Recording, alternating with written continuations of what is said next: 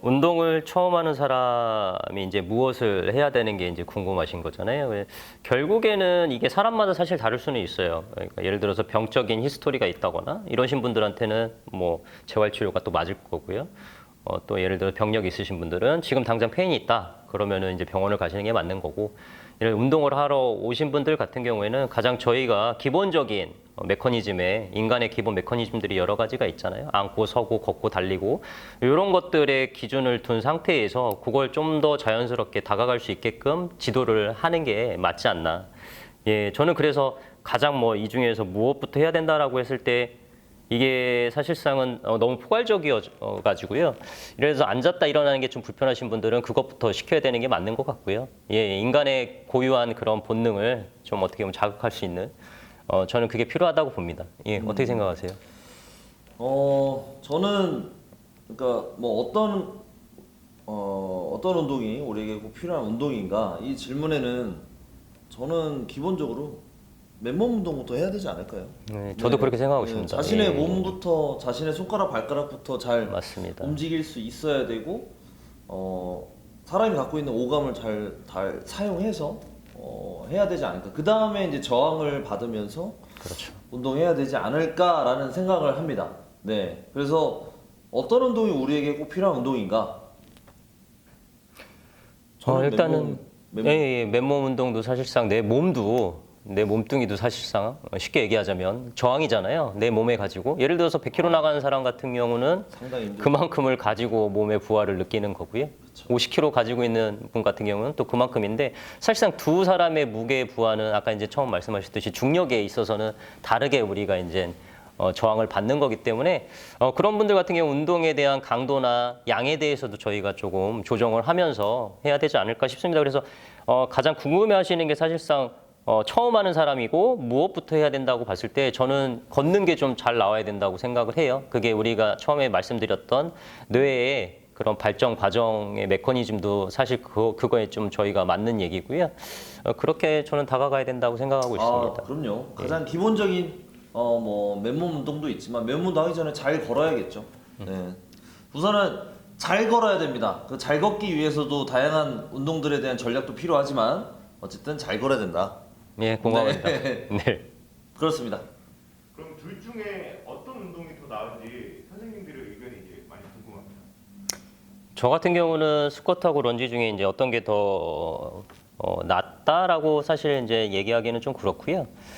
그래서 런지를 먼저 가르치게 되는 경우가 있고, 또 스쿼트를 먼저 가르치게 되는 경우가 있는데요. 그건 이제 상황에 따라 이제 좀 다르게 되는데, 두 개 다 이제 기능성 운동이라고 저희가 이제 표현을 할 수 있는데, 스쿼트 같은 경우는 또 이제 맨몸 스쿼트나 뭐 예를 들어 저항을 가지고 있는 무게 스쿼트, 바벨 스쿼트 같은 걸 저희가 이제 예를 들 수가 있는데, 지금 여기에서는 저희가 그냥 맨몸을 가지고 하는 스쿼트 또는 런지라고 표현을 쉽게 하시자고요. 그랬을 때 스쿼트 같은 경우는 일반적인 대부분의 사람들 같은 경우 사실 문제는 없을 것 같은데, 이게 이제 불균형이 있으신 분들, 인간은 무조건 불균형이 있습니다. 사실은 99%다 불균형이 있고요.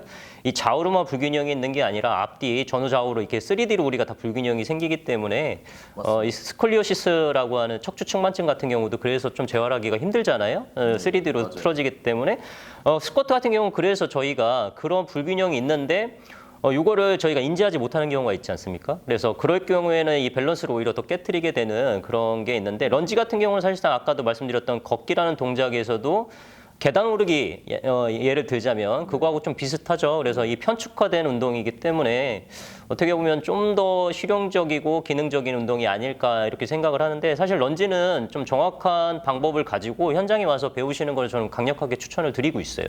네, 예. 그렇습니다. 어쨌든 이런 질문은 약간 대결 구도인데 아, 그렇습니까? 이런 걸 좋아하시죠, 대부분. 아, 예, 예. 근데 뭐 그냥 스쿼트도 중요하지만 저도 마찬가지로 런지가 조금 더 중요하지 않나 생각을 합니다.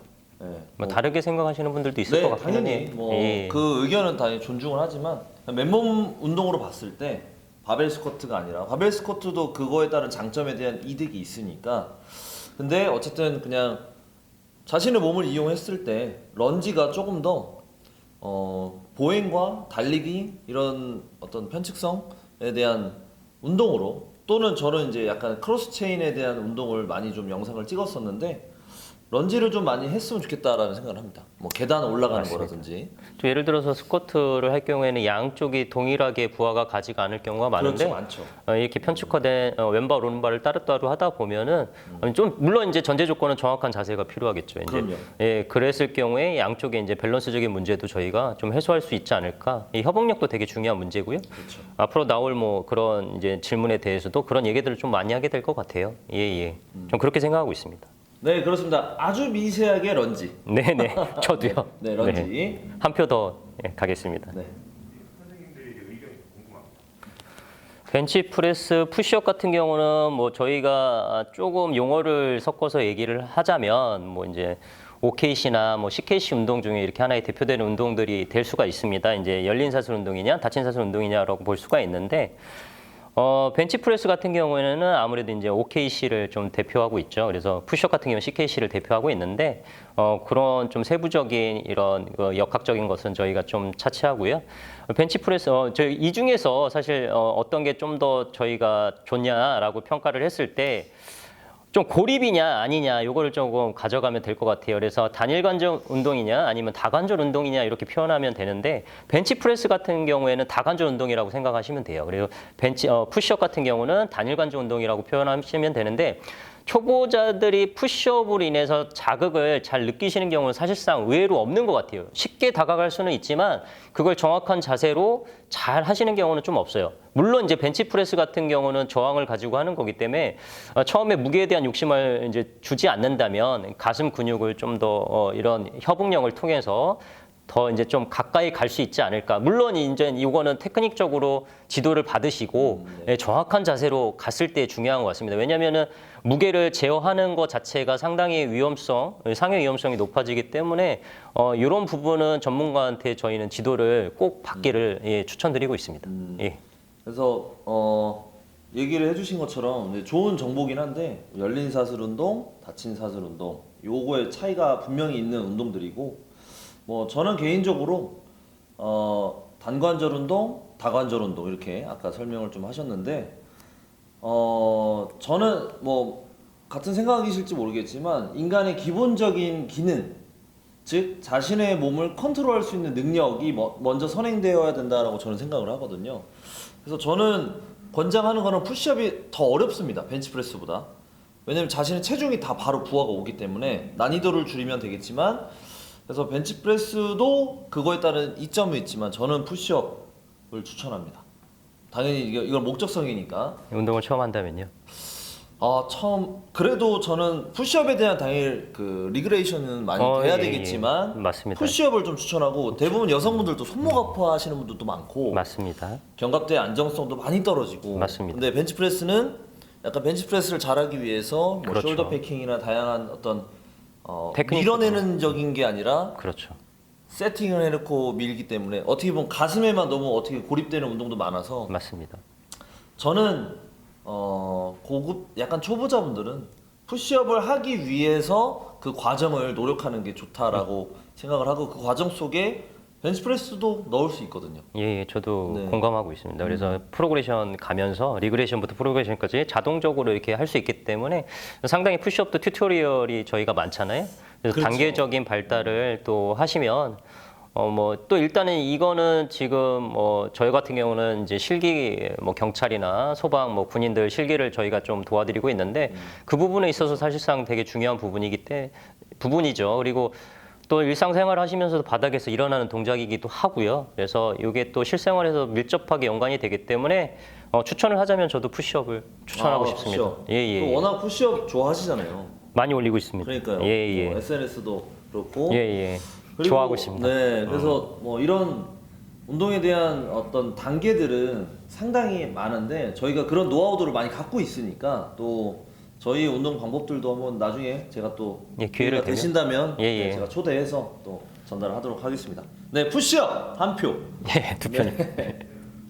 선생님들의 의견은 궁금합니다. 데드리프트, 풀업 둘 중에 어떤 게 좋다고 생각하십니까? 이거 두 개 같은 경우 사실상 저희 인간이 뭐 이미 아주 수백만 년 전부터 해왔던 일이죠. 돌멩이 들고 집 만들고 그다음에 나무 타야 됐었고 이러기 때문에 두 가지는 사실상 뗄래야 뗄 수 없는 관계라고 저는 생각하고 있습니다. 어떻게 생각하세요? 예. 와 이거 정말 중요한 건데 둘 다. 중요하죠. 네, 정말 중요한데 그냥 이거는 둘 다 중요해서 뭐가 먼저다 이거보다는 근데 저는 굳이 순서를 정한다면 데드리프트 예. 라고 생각합니다. 왜냐면 땅에 있는 물건을 드러낼 수 있는 능력이 있어야 또 네, 그만큼 자신의 체중도 이상의 물건을 들고 해야만 악력도 좋아지고 그렇죠. 또 악력이 있어야 또 풀업도 할 수 있지 않겠습니까? 예, 맞습니다.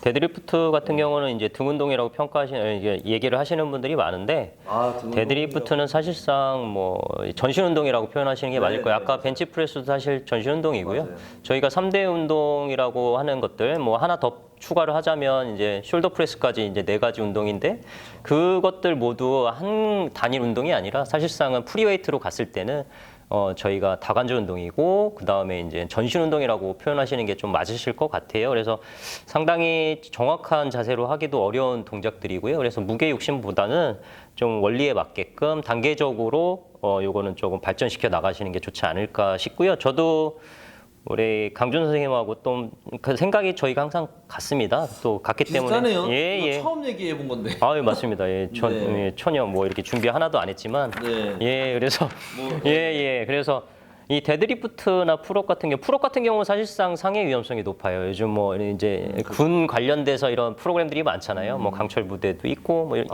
예, 풀업 아주 남자들이나 뭐든 이렇게 로망이라고 볼 수 있는데 예, 일단은 이런 것들은 상당히 좀 기능성 운동이지만 잘하기는 어렵다. 그래서 개수나 무게에 아무래도 욕심은 조금은 이렇게 천천히 가시는 게 어떨까 이렇게 생각을 합니다. 예.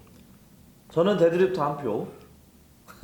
정해야 되나요? 예, 굳이 저는 그럼 먼저 해야 된다면. 풀업 하겠습니다. 풀업. 네.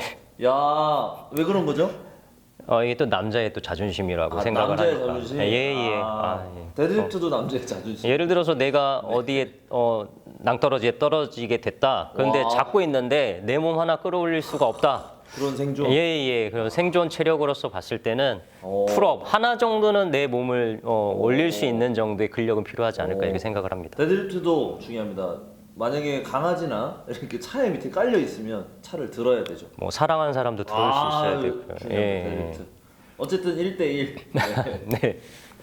요거에 대한 것도 두 분의 이제 의견이 많이 궁금합니다. 제가 먼저 답변을 좀 드리면 오버헤드 프레스 같은 경우 하고요. 물구나무서기 같은 경우 이제 저희가 아무래도 상해 위험성이 좀 높은데 예를 들어서 이제 물구나무서기라고 여기서 질문을 주셨지만 사실 물구나무선 상태에서 푸시업 하는 거를 어떻게 보면은 이게 내용이 맞을 것 같아요. 그래서 오버헤드 프레스하고 물구나무서기 푸시업을 비교를 했을 때 물구나무서기에서 푸시업은 난이도는 상당히 높지만 이거를 가능하게 만든다면 사실상 어깨에서의 회전근개나 이런 것들에 대한 부상은 크게 신경을 쓰지 않으셔도 될 정도가 될 거예요. 왜냐하면 물구나무서기에서의 푸시업 같은 경우는 난이도도 상당히 높지만 이게 예를 들어서 엘보 같은 것들이 외전이 일어나게 되면은 사실상 푸시업이 거의 불가능합니다. 그렇기 때문에 내가 푸시업이 가능하다 물구나무 서서 그렇다면 사실상 오버헤드 프레스에서의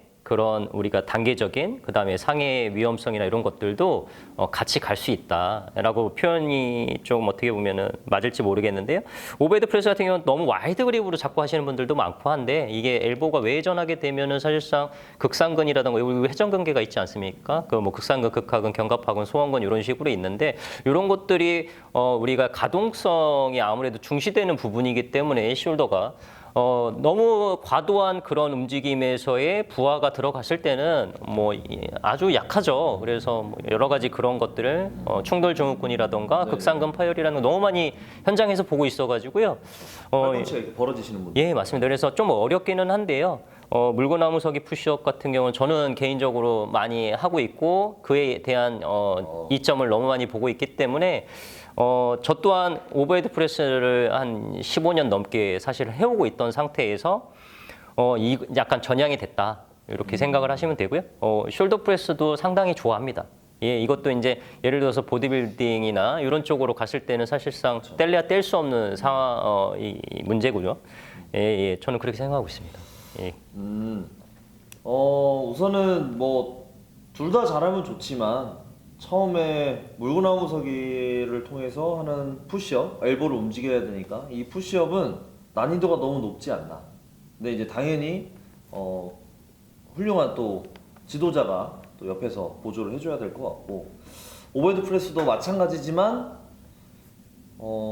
굳이 순서를 먼저 나눠야 된다면 이거는 목표 지향성인데 목표 지향은 물구나무 서기를 통해서 푸시업하면 좋을 것 같아요. 목표 어떻게 보면 여기까지 한번 해보자. 그러면 정말 많은 이 신체의 어떤 능력들 코디네이션이 좋아져서 할 수 있는 거니까 이거는 뭐 저도 지금 연습 중이지만 안 되더라고요. 시간이 필요합니다. 네, 그래서 예, 예. 정말 어려운 운동인데 물구나무 서기 같은 경우는 우리가 아무래도 전정기관의 발달이라던가 아니면은 이제 고유수용성 감각 같은 게 있잖아요. 이제 그런 부분을 세세하게 설명하기엔 시간이 길어지니까 이제 그런 부분에 있어서의 이점이 너무나 좋고 사실상 우리가 살아가는 공간 자체가 이런 3차원 공간이기 때문에 그거의 최대 이점을 가져갈 수 있다. 이렇게 조금 생각을 해주시면 좋을 것 같습니다. 예. 그리고 한 가지 더 제가 말씀을 드릴까요? 오버헤드 프레스 같은 경우 아까 이제 벤치 프레스하고 푸시업하고 이제 좀 일맥상통하는 부분이 있는데 아무래도 손목에 이게 부담이 좀 갈 수가 있어요. 그 숄더 프레스 같은 경우는 바벨을 잡고서 밀어 올리고 하셔야 되기 때문에 이게 조금 적응이 안 되신 분들이나 초보자들 같은 경우는 문제가 좀 생길 수 있고요. 손목에. 예, 물구나무 서기 푸시업 같은 경우는 손바닥으로 지면을 골고루 누르기 때문에 아무래도 그거에 대한 위험성을 좀 줄어드는 경우가 많은 것 같습니다. 예, 제 생각은 그렇습니다. 예. 생각보다 오버헤드 프레스보다 물구나무 예. 푸시업 자체가 손목의 부담을 더 줄일 수 있다. 예, 손바닥 전체적으로 하다 보니까요. 아니 근데 예. 오버헤드 프레스도 당연히 잘 하면 뭐 손목의 부담을 줄일 수 있겠지만 네네. 저의 어떤 생각은 물구나무 서기 푸시업을 목표 지향으로 하되 네네. 오버헤드 프레스를 우선적으로 먼저 연습을 하는 게 좋지 않을까. 근데 전혀 다르더라고요. 예, 전혀 다르고요. 그렇죠. 예를 들어서 메커니즘이 다르니까. 내 몸무게를 가지고 물구나무 서기에서 푸시업을 한다고 봤을 때 예를 들어 70kg 정도 나가시는 분께서 벽을 대고 처음에 이제 하시지 않겠습니까? 그랬을 때 한 10개를 할 수 있다고 봤을 때 밀리터리는 70kg로 한 개 이상을 하기가 상당히 힘드실 거예요. 예. 왜냐면 쇄골에서부터 시작을 하게 될 건데 숄더 프레스 같은 경우는 상당히 아무래도 저희가 부하가 들어가는 지점이 다르게 되고 물구나무 서기 같은 경우는 많이 내려간다고 한들 자기 쇄골 이상으로 내려가는 경우는 거의 없기 때문에 아무래도 머리에 영향성이 있겠죠. 그래서 아마 조금 더 훨씬 두 개를 비교했을 때는 물구나무 서기가 조금은 더 난이도가 쉽지 않겠나. 똑같은 부하를 가지고 했을 때는요. 똑같은 부하라고 가정했을 때. 예, 그렇게 생각합니다. 어쨌든 오버헤드 프레스도 하지만 이마 정도까지만 왔다 갔다 하는 정도로 하면은 좀 더 낫지 않을까 생각을 하는데 예. 요거는 이제 저는 저의 개인적인 생각은 물구나무 서기 푸시업을 하기 위한 목표 지향은 좋지만 오버헤드 프레스부터 연습을 해야 되지 않을까. 예. 네. 왜냐면 상당히 많은 어떤 어려움들이 있을 것 같아요. 완전히 다른 운동이라고 저는 생각을 하는데 예. 똑같은 어깨 근육이라고 생각을 하는 게 아니라 네네네. 이 기술 차이가 엄청나게 많이 있죠. 다르다고 생각을 합니다. 예. 그래서 이거는 뭐 장기간 두고 가느냐? 맞습니다. 이런 식으로 물구나무 서기 푸시업 하면은 저도 오버헤드 프레스를 안 할 것 같습니다. 평생 할 수 있습니다. 네, 평생. 진짜로. 네. 이게 상당히 어렵습니다. 예. 저도 뭐 연습은 조금씩 하고 있지만 근데 요즘 많이들 연습을 하고 계시더라고요. 예. 진짜 맨몸 운동 잘하시는 분들 보면은 대단하더라고요. 손을 발처럼 쓰니까. 코로나 시기 때문에 저희 홈 트레이닝 하시는 분들 같은 경우는 아무래도 집에서 난이도도 높이기가 이제 아무래도 힘들잖아요. 그래서 이런 쪽으로 칼리스테닉이라고 하는 운동들을 좀 많이 접하시는 것 같습니다. 공원에서 하거나 맞아요, 이런 맞아요. 식으로. 상당히 보기는 좋은 것 같아요. 이제 난이도는 높지만 맞아요. 충분히 스트레칭도 하시고요. 이렇게 해서 들어가시면 될 것 같습니다. 예. 목표 지향으로. 예. 네, 이렇습니다. 1대1